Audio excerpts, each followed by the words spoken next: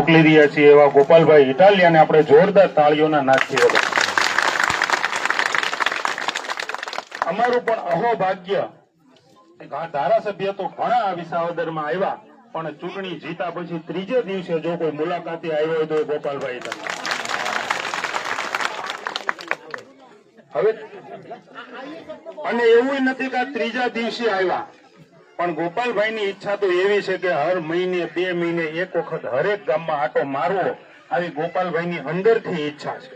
એટલે તો આ ત્રીજા દિવસે ગામે ગામની મુલાકાત લેવા માટે, અને એવામાં પણ આજે જે ગામમાં મત સિવાય નેતાઓ આવતા નથી, મત ટાણે જ આવે છે અને જીતીને સીધા એ ગામમાં આવ્યો, એ ગૌરવની વાત છે. મતલબિયા થઈ ગયા છે બધા. એટલે હવે આપણને પણ કઈક એવું લાગે છે કે હવે આપણું કઈક ઉકળશે.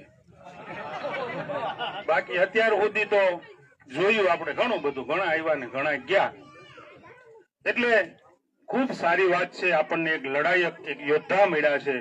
ઘણા સારા કામો થવાના છે, ઘણા કામો તો થવા માંડ્યા. 50% અધિકારીઓ બદલી માગી લીધી છે. તમને ન ખબર હોય તો કહી દઉં, ઉચ્ચ અધિકારીઓ, નાના અધિકારીઓ બિચારા એનો કોઈ વાંક નથી, એ તો ચિઠ્ઠીના ચાકર હતા. પણ જેટલા મોટા અધિકારીઓ છે એમાંથી ઘણા જ ખરાએ તમને 4 દિવસમાં જ તમને આનો રિઝલ્ટ દેખાશે કે કેટલા ગયા. 4 જ દિવસ, 5મો નહીં. એટલે ઘણાએ બદલી માગી લીધી. જેને ખોટું કર્યું છે એને ભાગવું પડશે. એમાં પછી કોઈ પણ હોય, જેને ખોટું કર્યું વિસાવદર વિધાનસભામાં, એને વિસાવદર વિધાનસભા છોડવી પડશે.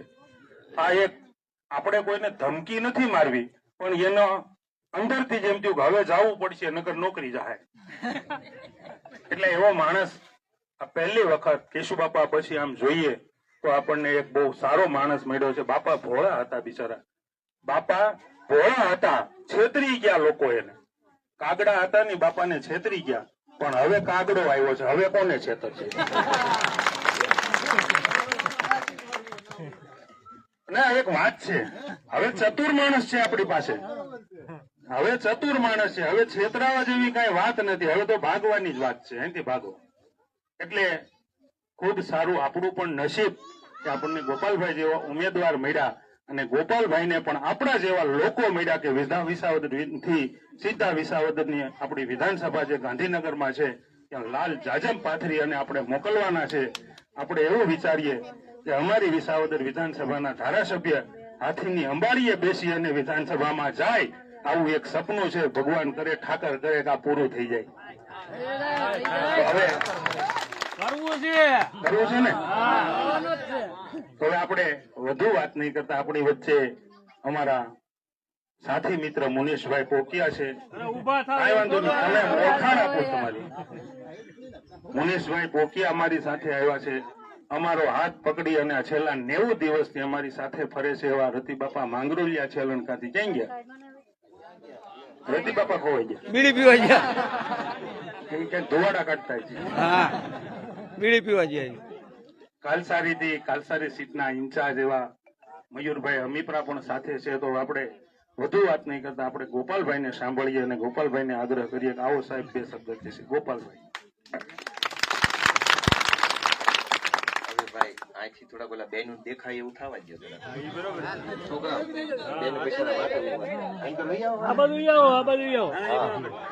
બેનું ને કે બેનું આશીર્વાદ તમારું હાલ્યું છે, ઈ જોવે ને કે કેવો લાગે છે. ભારત માતા કી. આજે આપણા રાજપરા ગામના સૌ ગામજનો, આગેવાન શ્રીઓ, ગામના વડીલો, ગામના યુવાનો, આપણા માતાઓ બહેનો, બધાનો હું 2 હાથ જોડીને ખૂબ ખૂબ આભાર વ્યક્ત કરું છું. બધાને મારા નમસ્કાર. તમે બધાએ ભેગા મળીને મને ખૂબ આશીર્વાદ આપ્યા, ખૂબ પ્રેમ આપ્યો, અને જેમ તમે એક નાના એવા રાજપરા ગામના નાના એવા ખેડૂત પરિવારના વ્યક્તિ છો, હું હાવ નાનો એવો માણસ છું, પણ તમારા પ્રેમે મને કેવડો મોટો બનાવી દીધો. અને એટલે હું તમારા બધાનો આભારી છું. આમ તો હું જયારે ગામડે ગામડે ચૂંટણી પ્રચારમાં જતો હતો ત્યારે 2 બહુ મોટી પીડા હતી ગામો ગામની લોકોની. અને આ મલક એટલો બળુકો છે કે ગમે એ નેતાને મોઢો મોઢ પૂછી લેશે, એ સારી વાત છે. કે હું અહીંયા સોરે અહીંયા સામે જોડ્યો ને આપણી મીટિંગ રહેતી હતી, દરેક આ મંદિરે દરેક ગામમાં લોકો બે વસ્તુનો પ્રશ્ન હતો કે ભાઈ પછી આ પાછો ભગી નહીં જાય ને, એ પહેલી ઉપાધિ હતી. અને બીજી ઉપાધિ એવી હતી કે પછી પાછો આવશે તો ખરો ને. કેમ કે આ રાજકારણના ઇતિહાસમાં જે ચૂંટણી જીતી જાય ને પછી વળી જતા વયા જાય કે હવે ગોતવાનો, પછી આવતી ચૂંટણી હાથ વગો આવે. એ બધા એના હતા. એટલે મારે ઈ વાતનો ખુલાસો આપવો ભારે પડતો હતો કે ભાઈ હું એવો નથી, હું આવું એવો છું. પણ કોઈ માને કેમ? કેમ કે અગાઉ જેટલા જોયા હોય એવા જ જોયા હોય. એટલે એમ કે ભાઈ આવું જ બધા કે છે તું એવો હતો. હવે આ વોટ તમે મને ટાણું ઈ વાતનું આપ્યું, હું આખા મલકમાં જઈને કહી શકું હું તો આવું એવો છું. આ તમે જીતાડ્યો તો હવે હું કહી શકું કે જો આ આવે છે ને આવ્યો. હું માણંદિયા જઈને આવ્યો, વિચાર કરો.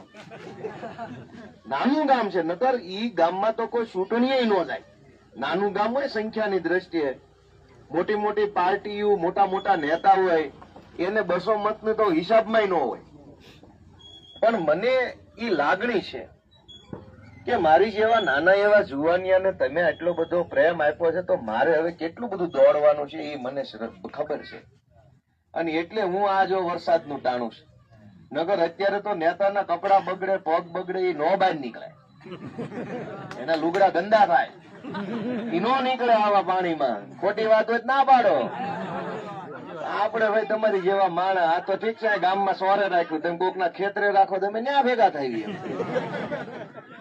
પણ હું તમારા બધાનો આભાર માનવાની સાથે સાથે 2-3 બાબતની માહિતી પણ આપતો જાઉં કે હવે અહીંયા વિસાવદરમાં ધારાસભ્યની ઓફિસ ખોલવાની છે. થોડોક મોટો માગ મળે એ ગોતી રહ્યા છીએ. કેમ કે હાંકડી જગ્યામાં ઓફિસ કરવી નથી, કેમ કે 20 વર્ષ સુધીની ખોલવાની છે. એટલે પછી અત્યારથી પહેલા થાય તો પાછી ખોલવી. એટલે એ થોડોક મોટા માગ વાળી ઓફિસ ખુલે. 3 વકલમાં કામ કરવાનું છે. પહેલા કામ છે નાના નાના કામ. નાના નાનામાં કૂપનનું કામ હોય, કઈક દાખલો કઢાવવો છે, કઈક પ્રમાણપત્ર લેવું છે, કઈક સરકારી યોજનાના ફોર્મ ભરવા છે, ભરાઈ ગયેલા ફોર્મ નું શું થયું એ કઈક પૂછવું છે. એવું ઝીણું ઝીણું વ્યક્તિગત લેવલનું કામ હોય. કેમ કે એ વ્યક્તિગત કામ છે, આખાનું બધાનું ન હોય, કોકનું કાંઈક કોકનું કાંઈક. એ નાના નાના બધા કામમાં તમને કાયમ માટે મદદ મળી રહે. ફોર્મ ભરી દે, અરજી કરી દે, ઓનલાઈન કરવું તો ઓનલાઈન કરી દે, ઝેરોક્સ કાઢવી હોય ઝેરોક્સ કાઢી દે. કઈક જે કરવું હોય એ ઝીણા ઝીણા નાના નાના બધાયના કામ ધારાસભ્યની ઓફિસેથી થાય એવી વેતરણ હું કરી રહ્યો છું. 15 દિવસમાં ઓછામાં ઓછા 7-8 દીક, 10 દીક, 15 દીક, મોડામાં મોડું મહિનો. પણ ત્યાં સુધીમાં ઓફિસ ચાલુ થઈ જાય પછી બધા આટો ફેરો કાયમ મારતા રહેજો ઓફિસ, એટલે જાગતું પડલ રહે. બીજી વકલ છે, મોટા મોટા કામ છે જેમાં એક ગામથી બીજા ગામનો રોડ હોય, કઈક બેઠું નાળું હોય અને જરાક ઉભું કરવાનું હોય, કઈક ગામની નિહાળમાં એક રૂમ બનાવવાનો બાકી હોય, કઈક મહણિયા ફરતે વંડી કરવાની બાકી હોય, કઈક પ્રોટેક્શન દિવાલ હોય. આવા મોટા થોડાક માપના મોટા, નામ નાના ની નામ મોટા ની એવા કામ છે.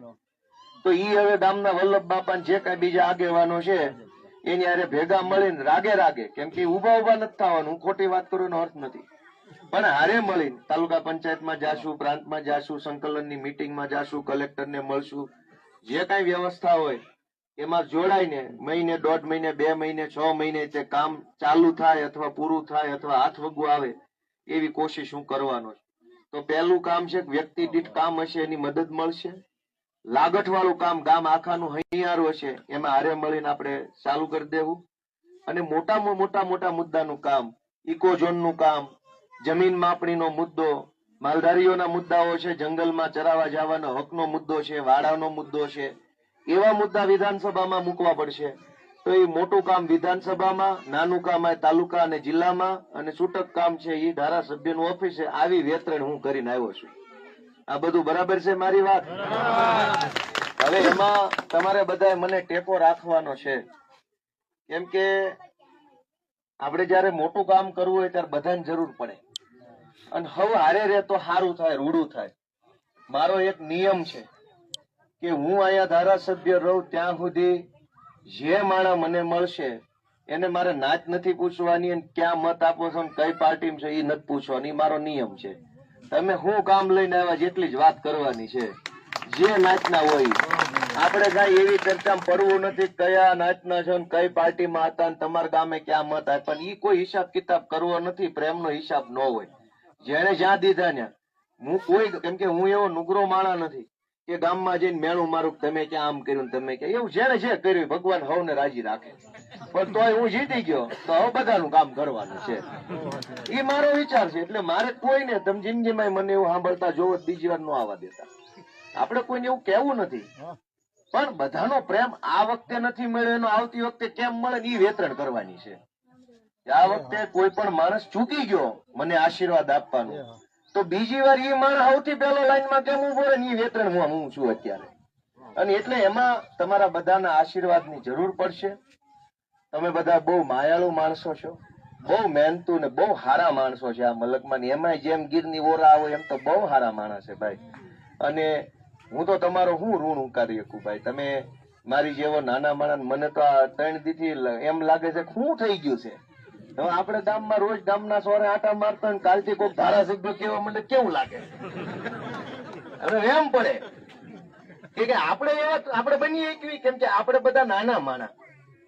ભાજપમાં કોંગ્રેસમાં તો કેવડા મોટા મોટા નેતા છે, કરોડપતિ માણસો, હારા હારા લુગડા પહેર્યા હોય, મોટી હારી હારી ગાડીઓ, ટોળું બંધ માણસો પડખે ફરતા હોય, પોલીસ વાળા. એને બધું એમ લાગે કે મોટો માણસ. હવે 2 દીથી બધા સાહેબ સાહેબ કરે. મેં કીધું આમ કેમ થાય છે, આપણને એવું ફાવે નહીં. પણ તમે બધાએ બહુ આશીર્વાદ આપ્યા છે. હું ઋણી રહીશ આ મલકનો, બધા માયાળુ માણસોનો, બધી નાતનો, બધા સમાજનો, કે તમે અમારી જેવા માણસ ઉપર ભરોસો કર્યો અને અમે એમાં ખરા ઉતરશું. કેમ કે તમે વિચારો કે આખા ગુજરાતમાં લોકો આમ થાકી ગયા, નેતાથી થાકી ગયા. આ પહેલી વાર એવું થયું.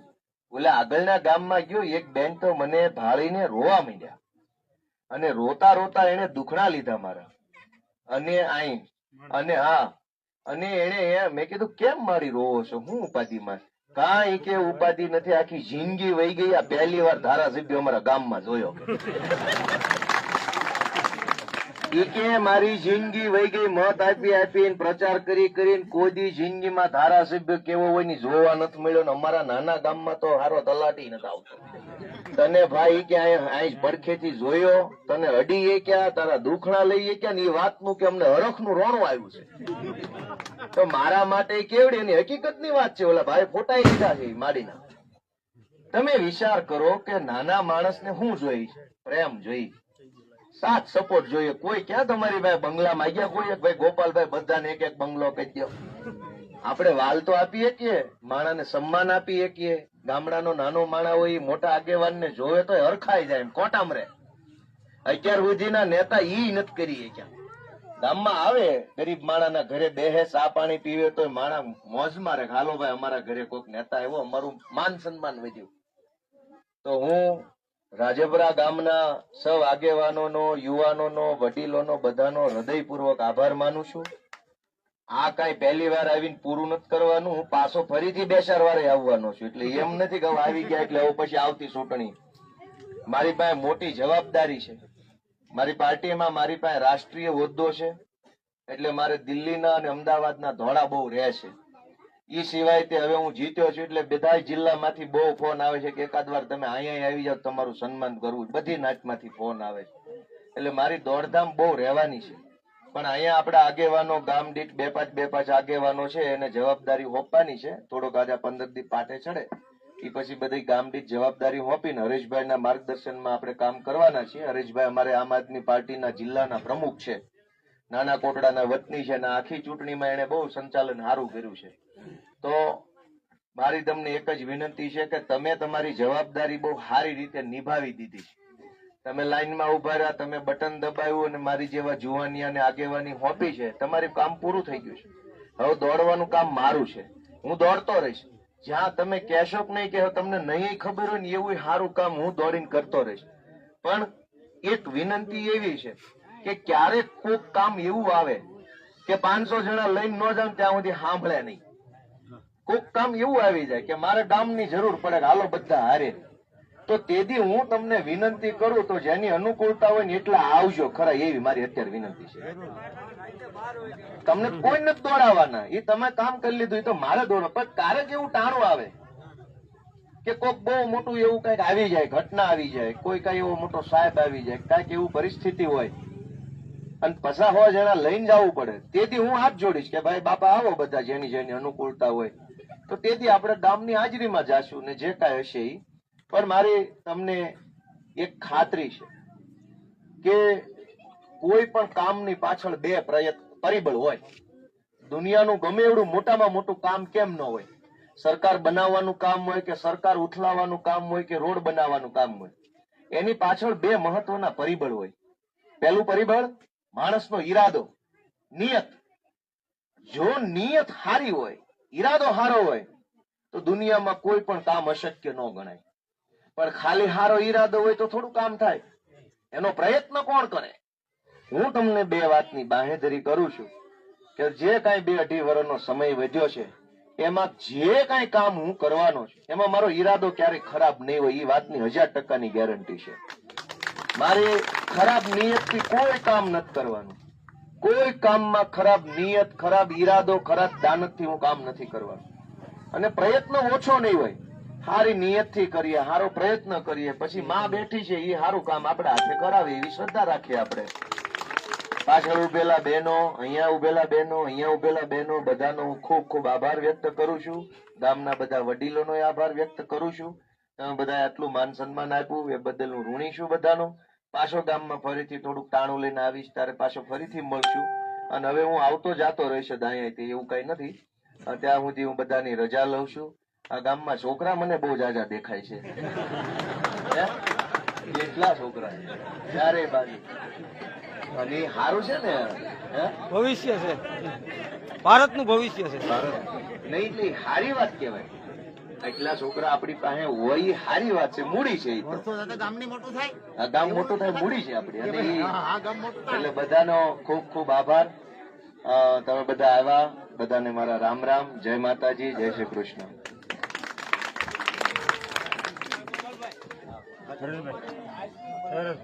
નંબર આપો.